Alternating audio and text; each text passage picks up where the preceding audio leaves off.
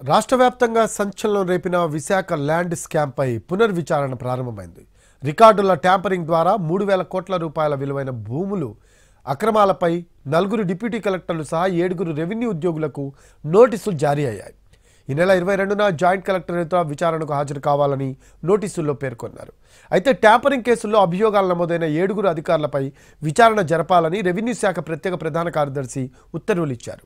దీంతో రెవెన్యూ రికార్డుల తారుమారు కేసు మళ్లీ కదిలింది. 2017లో కొమ్మాది, ఎండాడ ప్రాంతాల్లో 367, 368, 369, 370 సర్వే నెంబర్లలో కొన్ని భూముల రికార్డులను ట్యాంపరింగ్ అయినట్టు ఉన్నతాధికారులు గుర్తించారు. ఈ అక్రమాల విలువ 3,000 కోట్లు ఉంటుందనే చర్చ సాగింది. దీంతో సమగ్ర విచారణకు సిట్ను అప్పటి టీడీపీ ఏర్పాటు చేసింది.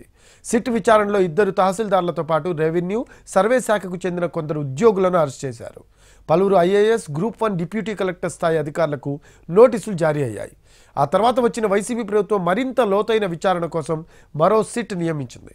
ఓవరాల్గా వచ్చిన ఫిర్యాదులన్నింటినీ పరిశీలించి నివేదిక ఇవ్వాలని నిర్దేశించింది. ఈ 2 సిట్లకు సంబంధించిన రిపోర్ట్ బహిర్గతం కాలేదు. దీంతో కూటమి ప్రభుత్వం భూ కుంభకోణం తిరిగి తోడుతూ ఉండగా రెవెన్యూ వర్గాల్లో గుబులు మొదలైంది.